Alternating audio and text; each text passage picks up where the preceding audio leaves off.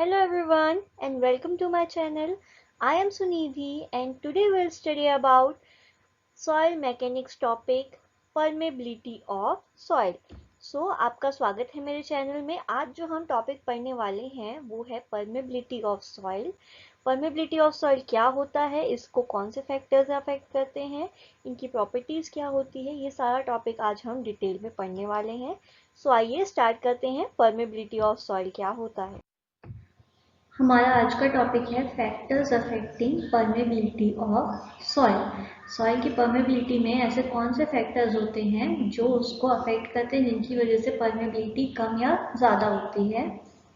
तो ये सारे फैक्टर्स हैं जिनकी वजह से परमेबिलिटी अफेक्ट होती है। पहला है आपका पार्टिकल साइज। जो भी आपका पार्टिकल है उसका जो साइज होता है, चाहे वो छोटे साइज का पार्टिकल हो, मतलब स्मॉल साइज के पार्टिकल्स आपके कौन से हो गए, सिल्ट या क्ले हो गए, या आपके बड़े साइज के पार्टिकल्स हो गए सॉइल पार्टिकल, जैसे कि ग्रेवल हो गया या सैंड हो गया। तो ये जो पार्टिकल का साइज है उसके हिसाब से आपकी जो परमेबिलिटी है वो कम या ज़्यादा होती है। उसके बाद हम देखते हैं, नेक्स्ट है वॉइड रेशियो। सॉइल का जो भी वॉइड रेशियो है, वॉइड रेशियो आपका ई, तो सॉइल का जो भी वॉइड रेशियो है उसके हिसाब से आपका परमेबिलिटी कम या ज़्यादा होगा। फिर आ जाता है आपका प्रॉपर्टीज ऑफ पोर फ्लूइड। जो भी आपके पोर्स हैं उस पोर्स में जो फ्लूइड फिल रहता है वो पोर फ्लूइड, उसकी प्रॉपर्टीज के हिसाब से भी आपकी परमेबिलिटी की प्रॉपर्टीज क्या होंगी, चेंज होगी। फिर है आपके पार्टिकल का शेप। राउंड शेप का हो गया, फ्लेकी शेप का हो गया या एंगुलर शेप का हो गया, किसी भी शेप का आपका पार्टिकल हो सकता है, उसके हिसाब से उसकी परमेबिलिटी कम या ज़्यादा हो जाएगी। फिर है आपका जो स्ट्रक्चर है उसका मास। जो भी सॉइल मास है आपका, है ना, उस सॉइल मास का जो भी स्ट्रक्चर होगा उसके हिसाब से आपकी परमेबिलिटी वेरी हो सकती है। फिर नेक्स्ट देखते हैं, नेक्स्ट है आपका डिग्री ऑफ सेचुरेशन। जो भी आपका डिग्री ऑफ सेचुरेशन रहेगा उसके हिसाब से परमेबिलिटी चेंज होगी। फिर एब्जॉर्ब्ड वाटर, एब्जॉर्ब्ड वाटर के हिसाब से आपकी परमेबिलिटी वेरी करेगी। नेक्स्ट है आपका इंट्रैप्ड एयर और ऑर्गेनिक इम्प्योरिटीज इन वाटर। जो भी आपका पार्टिकल में जो एयर इंट्रैप्ट रहेगा और ऑर्गेनिक इम्प्योरिटीज इंट्रैप्ट रहेगी वाटर पार्टिकल में आपके, उसके हिसाब से परमेबिलिटी चेंज होगी।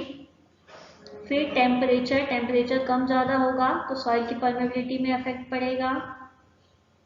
नेक्स्ट है आपका स्ट्रेटिफिकेशन ऑफ सॉइल। सॉइल के स्ट्रेटिफिकेशन के हिसाब से सॉइल का जो लेयर है वो स्ट्रेट है कि जिगजैग है, इसके हिसाब से आपका परमेबिलिटी वेरी करेगा। तो ये जो 10 फैक्टर्स हैं, इन 10 फैक्टर्स की वजह से परमेबिलिटी क्या होता है, कम या ज़्यादा या चेंजेस आते हैं परमेबिलिटी में।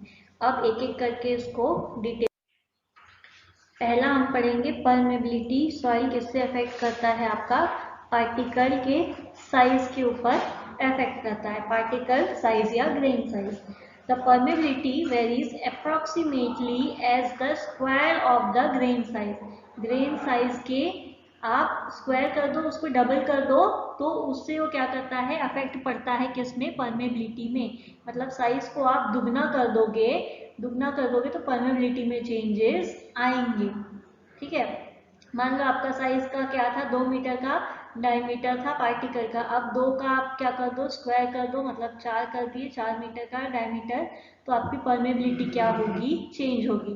मतलब it depends on the effective diameter of the grain size.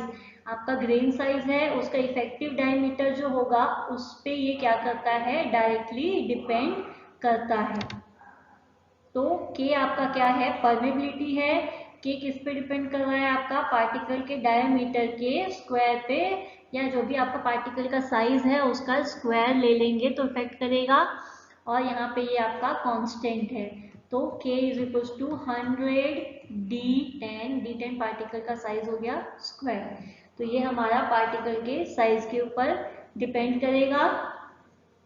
Particle का साइज जितना बड़ा होगा परमेबिलिटी उतनी ज़्यादा होगी, पार्टिकल का साइज जितना छोटा होगा परमेबिलिटी उतनी कम होगी। ये हम ऑलरेडी देख चुके हैं, है ना। बड़े पार्टिकल में ज़्यादा गैप होते हैं तो पास होने के लिए जगह ज़्यादा रहती है। फिर जैसे ही पार्टिकल छोटा होते जाता है, पार्टिकल्स के बीच में बॉन्डिंग बहुत होती है और वो क्या करते हैं, अपने बीच से पानी को पास होने नहीं देते हैं। फिर नेक्स्ट हम देखेंगे पार्टिकल साइज D10 क्या है आपका इफेक्टिव डायमीटर सॉइल का। इफेक्टिव डायमीटर को हम यहाँ पे क्या कह रहे हैं, D10 कह रहे हैं, इफेक्टिव डायमीटर आपके पार्टिकल का। ओके, अब नेक्स्ट है हमारा सेकंड जो है, सेकंड है वॉइड रेशियो। वॉइड रेशियो में क्या बता रहा है, increase in the void ratio increases the area available for flow, hence permeability increases for critical condition. है ना, अभी हमने देखा कि साइज जितना बड़ा है उनके बीच में वॉइड्स उतना ज्यादा है, वॉइड्स ज्यादा है तो परमेबिलिटी ज्यादा है ना। वॉइड्स ज्यादा हो गया तो परमेबिलिटी मतलब एरिया ज्यादा मिल गया फ्लो होने के लिए, एरिया ज्यादा मिला तो परमेबिलिटी ज्यादा हो गई।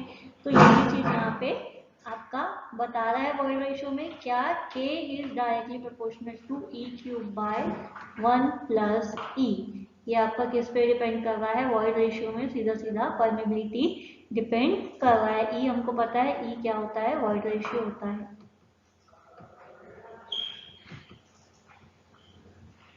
तो ये था वॉइड रेशियो कैसे अफेक्ट करता है परमेबिलिटी को। यहाँ पे आप ग्राफ देख सकते हैं, वॉइड रेशियो और परमेबिलिटी का ग्राफ है यहाँ पे वॉइड रेशियो और इस एक्सिस में परमेबिलिटी है। ये ग्राफ क्या है, स्ट्रेट लाइन ग्राफ बनेगा आपका।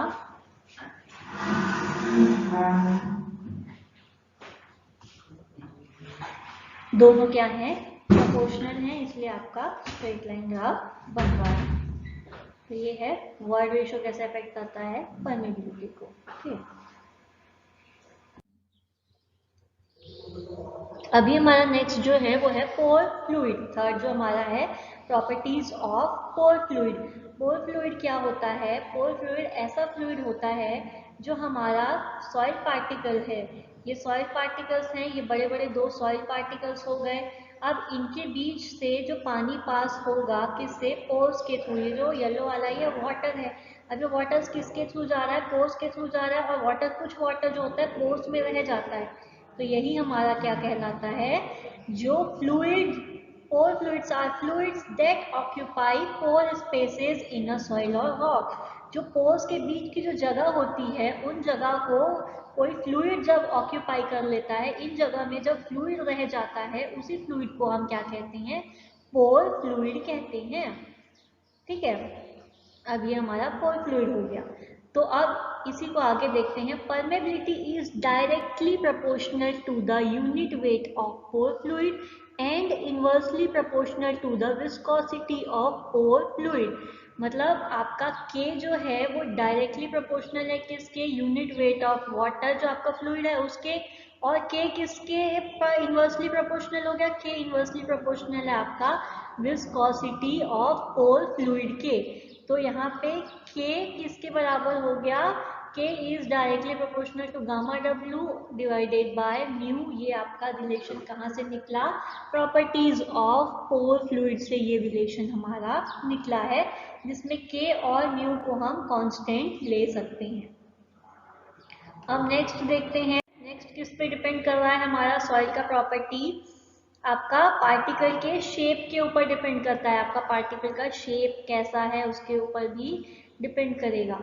तो परमेबिलिटी जो है वो आपका इनवर्सली प्रोपोर्शनल होता है स्पेसिफिक सरफेस के, स्पेसिफिक सरफेस के इनवर्सली प्रोपोर्शनल होता है। इनवर्सली प्रोपोर्शनल मतलब K is inversely proportional to 1 by specific surface हो जाएगा आपका, किसकी वैल्यू, परमेबिलिटी की वैल्यू। मतलब जो एग्जांपल देख लो, एंगुलर सॉइल है more specific surface area compare to the round soil, है ना। जो एंगल वाले सॉइल्स हैं जिनमें कुछ एंगल फॉर्म हो रहा है, चाहे वो एंगल कैसा भी हो, वो एंगुलर सॉइल्स हैं। तो उन एंगुलर सॉइल का स्पेसिफिक सरफेस एरिया ज़्यादा होगा किसके कंपैरिजन में, जो गोल वाले सॉइल होंगे जिनका सरफेस कैसा है, राउंड है, उनसे ज़्यादा होगा।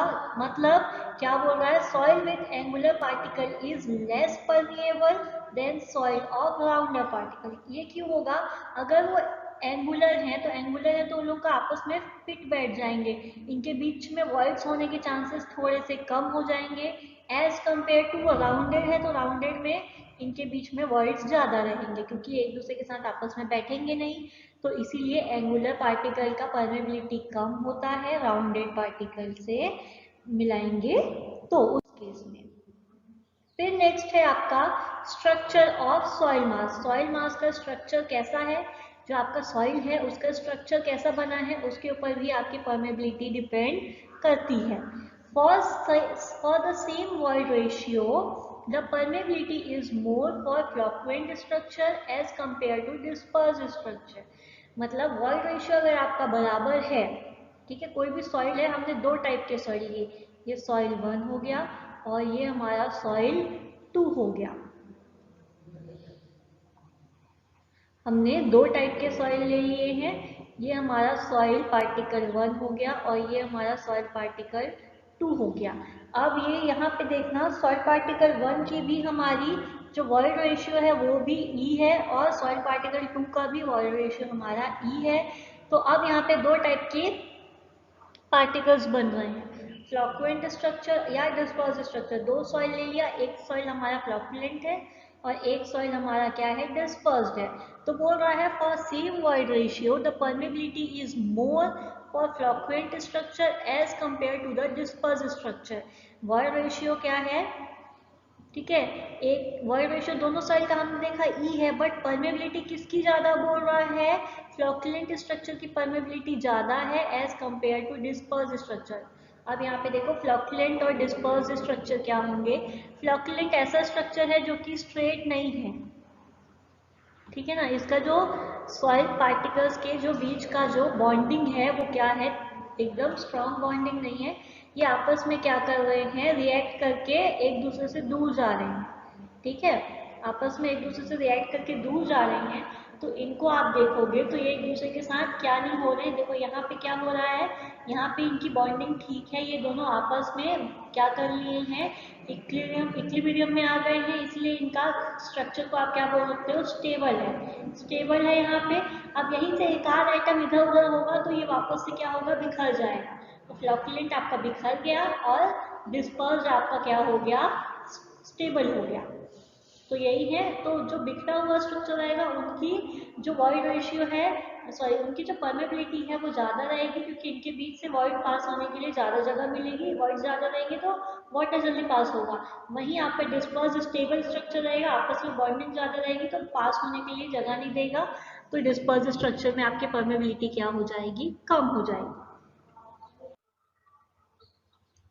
नेक्स्ट है अब हमारा क्या आएगा, डिग्री ऑफ सेचुरेशन को अब हमारा अगला देखना है, जिसकी वजह से परमेबिलिटी में चेंजेस आएंगे। तो क्या बोल रहा है कि permeability of partially saturated soil is less than fully saturated soil. इन दोनों का मतलब आप मुझे नीचे कमेंट में बताओगे कि पार्शियली सेचुरेटेड सॉइल और फुल्ली सेचुरेटेड सॉइल क्या होता है। पार्शियली सेचुरेटेड सॉइल क्या होता है और फुल्ली सेचुरेटेड सॉइल क्या होता है, और इन्हीं के बीच में अगर आप देखो तो परमेबिलिटी किसकी ज्यादा बोल रहा है कि the permeability of partially saturated soil is less than fully saturated soil. मतलब परमेबिलिटी किसकी ज्यादा है, दोनों में से परमेबिलिटी किसकी ज्यादा बोल रहा है, फुल्ली सेचुरेटेड सॉइल जो है, जो सॉइल पूरी तरीके से सेचुरेटेड है, इसकी परमेबिलिटी क्या बोल रहा है, ज्यादा होगी। आप नीचे लिख के बताएंगे मुझे कि पार्शियली और फुल्ली सेचुरेटेड सॉइल क्या होते हैं। तो यहाँ पे बोला कि पार्शियली और fully saturated soil degree of saturation के ऊपर डिपेंड करेंगे, और किसकी परमेबिलिटी ज़्यादा होगी, परमेबिलिटी आपकी फुल्ली सेचुरेटेड सॉइल की ज़्यादा होगी। यहाँ पे ये क्या हो गया, ये आपका फुल्ली सेचुरेटेड सॉइल है, ये सॉइल आपका फुल्ली सेचुरेटेड सॉइल है और ये आपका पार्शियली सेचुरेटेड सॉइल है। तो परमेबिलिटी किस केस में ज़्यादा है, इसमें आपका परमेबिलिटी ज़्यादा है। अब नेक्स्ट है हमारा एडजॉर्ब्ड वाटर। हमने दो टाइप के वाटर पढ़े थे, एक एब्जॉर्ब वाटर पढ़ा था, है ना, एक एब्जॉर्ब पढ़ा था और एक एडजॉर्ब पढ़ा था। तो अभी हमको कौन सा वाला काम आएगा, एडजॉर्ब्ड वाटर काम आएगा। आप पीछे देख लो डेफिनेशन आपकी कॉपी में कि एडजॉर्ब्ड वाटर का आपने डेफिनेशन क्या देखा था। अब यहाँ पे क्या बता रहा है कि एडजॉर्ब्ड वाटर क्या होता है, यहाँ पे देख लो, adsorbed water means a thin microscopic film of a water surrounding an individual soil grain. This water is not free to move and hence reduces the effective pore space and thus decreases the coefficient of permeability. Adsorb water क्या था आपका, किसी भी soil grain के ऊपर मैंने क्या बताया था, एक परत बना लेता है वो पानी की एक परत या एक लेयर बना लेता है। अब ये एक लेयर बनाते जाएगा तो ऐसा करने से हमारे जो सॉइल पार्टिकल है उनके बीच का जो वॉइड्स है वो क्या होते जाएगा, कम होते जाएगा। इनके बीच का जो वॉइड्स है, वॉइड्स क्या हो जाएगा, कम हो जाएगा। अब इसने एक लेयर बना के इसको ऊपर से पकड़ लिया तो वॉइड्स तो अब कम हो गया, ठीक है। ये वाटर अब फ्री नहीं है, ये इधर उधर मूव नहीं हो सकता, मूव नहीं होगा तो उसका जो पोर स्पेस है वो कम हो जाएगा। पोर स्पेस कम हो जाएगा तो उसकी जो कोफिशिएंट ऑफ परमेबिलिटी है उसको भी क्या कर देगा, वो कम कर देगा। इसीलिए एड्सॉर्ब्ड वाटर आपका परमेबिलिटी के लिए क्या नहीं है, सही नहीं है। ओके, तो ये हो गया परमेबिलिटी किसके ऊपर डिपेंड कर रही है, एड्सॉर्ब्ड वाटर के ऊपर डिपेंड कर रही है। अब नेक्स्ट देखते हैं, नेक्स्ट क्या है, इंट्रैप्ड एयर एंड ऑर्गेनिक इम्प्यूरिटीज। जो इंट्रैप्ड एयर क्या हो गया, एयर जो आपका बांध के रखा है, बंधा हुआ या जो कैद हो गया है वो आपका इंट्रैप्ड एयर हो गया।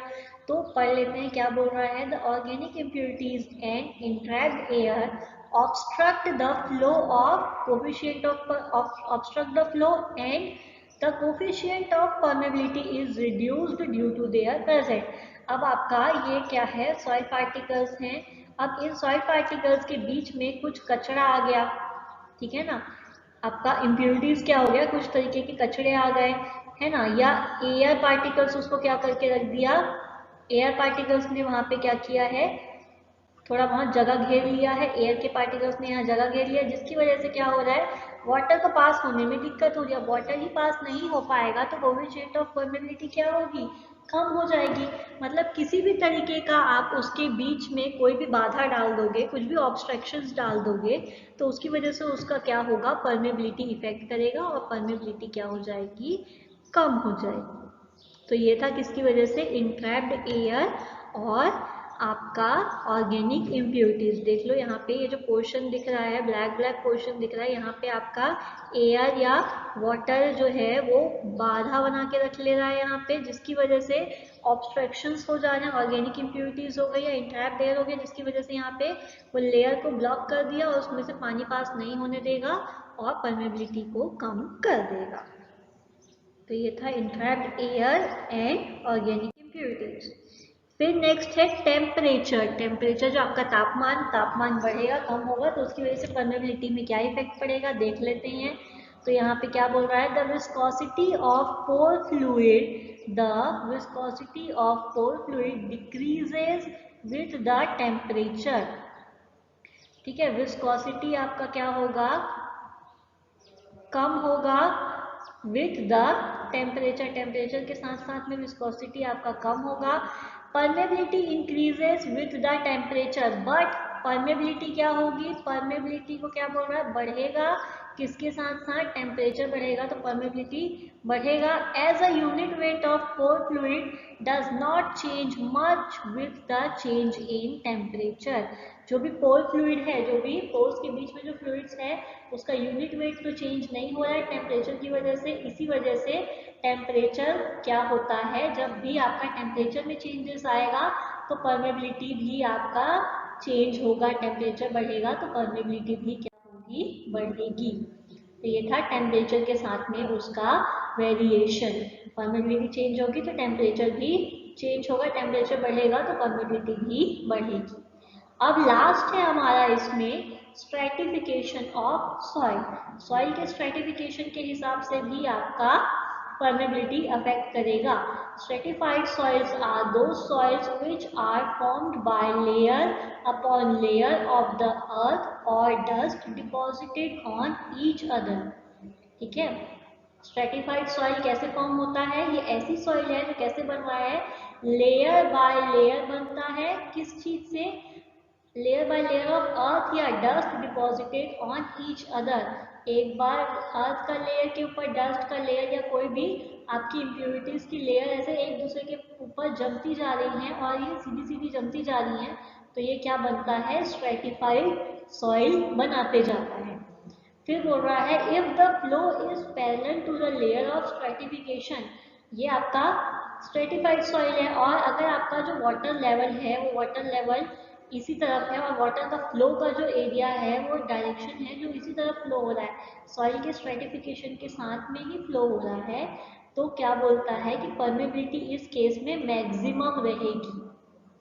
ठीक है, किस केस में देख लो एक बार और, ये हमारा सॉइल ऐसा है, हमारा सॉइल ऐसा है, हमारा सॉइल जिस डायरेक्शन पे है वाटर का फ्लो होने का जो गति है, जो डायरेक्शन है, वो भी इसी डायरेक्शन पे ही वाटर फ्लो हो रहा है, वाटर जो फ्लो हो रहा है वो भी इसी तरफ हो रहा है, तो आपका परमेबिलिटी इस केस में क्या होगा, परमेबिलिटी आपका मैक्सिमम होगा। अब क्या बोल रहा है, सेकेंड केस में बोल रहा है कि अगर आपका जो वाटर है, अगर आपका जो वाटर है सीधा सीधा ना फ्लो होके अब उसको क्या कर रहा है, एक एंगल बना के फ्लो हो रहा है, अभी तक हमारा सीधा सीधा हो रहा था फ्लो, अब हमारा अब हमारा क्या बोल रहा है कि परमेबिलिटी क्या है, कम होगी, मिनिमम होगी, किस केस में, जब आपका फ्लो क्या है, परपेंडिकुलर है, परपेंडिकुलर फ्लो मतलब आपका फ्लो इस डायरेक्शन पे है, आपका सॉइल के स्ट्रेटिफिकेशन के परपेंडिकुलर डायरेक्शन मतलब 90 डिग्री बनाते हुए, यहाँ 90 डिग्री बना रहा है, ये वाटर का फ्लो का डायरेक्शन और सॉइल का डायरेक्शन यहाँ पे आपका 90 डिग्री बना रहा है, अगर ये 90 डिग्री बनाते हुए फ्लो होगा तो आपका परमेबिलिटी क्या हो जाएगा, इस केस में परमेबिलिटी हमारी क्या हो गई, मिनिमम परमेबिलिटी हो जाएगी, परमेबिलिटी हमारी क्या हो जाएगी, मिनिमम हो जाएगी। तो दो केस देख लिया, जब आपका सॉइल क्या था, एक बार और दिखा देती हूँ मैं आपको, परमेबिलिटी दो केस बोल रहा है यहाँ पे, सॉइल के स्ट्रेटिफिकेशन के हिसाब से यहाँ पे हम देख लेते हैं कि सॉइल के स्ट्रेटिफिकेशन के हिसाब से ये हमारा सॉइल है, ये है, इसको हम सॉइल 1 ले लेते हैं, ये सॉइल 1 है और ये सॉइल 2 है, यहाँ पे दो सॉइल ले लिया हमने। अब हमको देखना है कि वाटर के फ्लो होने का डायरेक्शन, वाटर के फ्लो होने का डायरेक्शन, वाटर अगर हमारा इस डायरेक्शन पे फ्लो हो रहा है तो परमेबिलिटी सॉइल 1 में कैसी परमेबिलिटी होगी, और वाटर हमारा 90 डिग्री फॉर्म करते हुए परपेंडिकुलर फ्लो हो रहा है तो परमेबिलिटी क्या होगी, तो पहले केस में जो है परमेबिलिटी हमारी क्या हो जाएगी, मैक्सिमम हो जाएगी, पहले केस में परमेबिलिटी क्या हो गई, मैक्सिमम, और दूसरे केस में परमेबिलिटी क्या हो जाएगी, मिनिमम, दूसरे केस में क्या हो गई, परमेबिलिटी मिनिमम हो गई। तो ये था आपका factors affecting permeability of soil, ये सारे फैक्टर्स की वजह से आपका सॉइल का जो परमेबिलिटी है वो अफेक्ट होता है। सो ओके, यहाँ तक समझ आ गया होगा।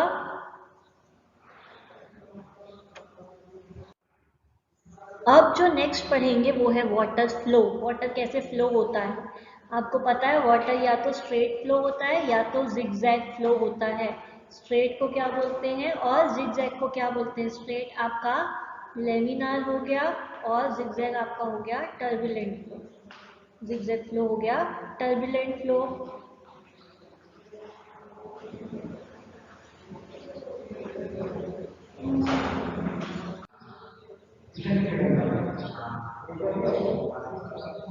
नेक्स्ट देखते हैं लेमिनार टर्बुलेंट, तो दो टाइप के फ्लो होते हैं, फ्लो को आपने दो कैटेगरी में डिवाइड कर दिया, अभी मैंने आपको बताया कि फ्लो आपकी दो कैटेगरीज में डिवाइडेड है, पहला आपका लेमिनार फ्लो होता है और दूसरा टर्बुलेंट फ्लो होता है। तो आइए देखते हैं लेमिनार फ्लो क्या होता है। पहले laminar flow, laminar flow indicates that each water particle flows a definite path and never cross the path of another particle। मतलब आपका जो पैरेलल लाइंस होती है ना, जो पैरेलल लाइंस एक दूसरे से जाके नहीं मिलती, वैसे ही लेमिनार फ्लो होता है, वो कभी भी एक दूसरे की पाथ के बीच में नहीं आता, सीधा सीधा फ्लो होता है, उसी को ही हम क्या कहते हैं, लेमिनार फ्लो कहते हैं। तो ये कुछ ऐसा दिखता है आपका जो भी पार्टिकल होता है वो क्या होता है, सीधा सीधा डायरेक्शन पे फ्लो होता है, एक दूसरे के बीच में कभी भी नहीं आता, कभी भी ये ऐसे जाके इधर नहीं मिल जाएगा या ये ऐसे आके इधर नहीं आ जाएगा, ऐसा नहीं होगा। वो अपने ही पाथ में सीधा सीधा चलता है, एक डेफिनाइट पाथ फॉलो करता है और किसी भी दूसरे पार्टिकल का पाथ को कभी भी क्रॉस नहीं करता। फिर नेक्स्ट है हमारा टर्बुलेंट फ्लो। टर्बुलेंट फ्लो क्या होता है, एक रैंडम पाथ या इरेगुलर या ट्विस्टेड मूवमेंट दिखाता है ना। रैंडम पाथ, इरेगुलर या ट्विस्टेड मूवमेंट मतलब जिगजैग मूवमेंट दिखाएगा, ऊपर नीचे कहीं पे भी जा सकता है, एक सीधी सीधी लाइन नहीं बना रहा है, अब वो किसी भी डायरेक्शन पे जा रहा है। तो यही चीज हमारा क्या कहलाता है, टर्बुलेंट फ्लो कहलाता है। आपका ऐसे ऐसे कहीं पे भी चला गया, ये इधर इधर ऐसे कहीं पे भी जा रहा है, आप अगर इसी पार्टिकल को ट्रेस करते हुए गए ऐसा, तो ये कहीं पे भी आपका ऐसे जा रहा है। तो यही पोर्शन क्या कहलाता है, हमारा टर्बुलेंट फ्लो कहलाता है, एक रैंडम पाथ बनाएगा। बट वहीं आपका स्ट्रेट पाथ जो बन रहा था वो किस में बन रहा था, लेमिनार फ्लो में। तो ये दो टाइप के आपके वाटर के फ्लो होते हैं। अब अगली क्लास में हम पढ़ेंगे डार्सीज लॉ क्या होता है और उसका इफेक्ट क्या पड़ता है परमेबिलिटी के ऊपर। तो नेक्स्ट में हम डार्सीज लॉ देखेंगे। Thank you. I will end this class now. I hope you liked the class and enjoyed it. Thank you.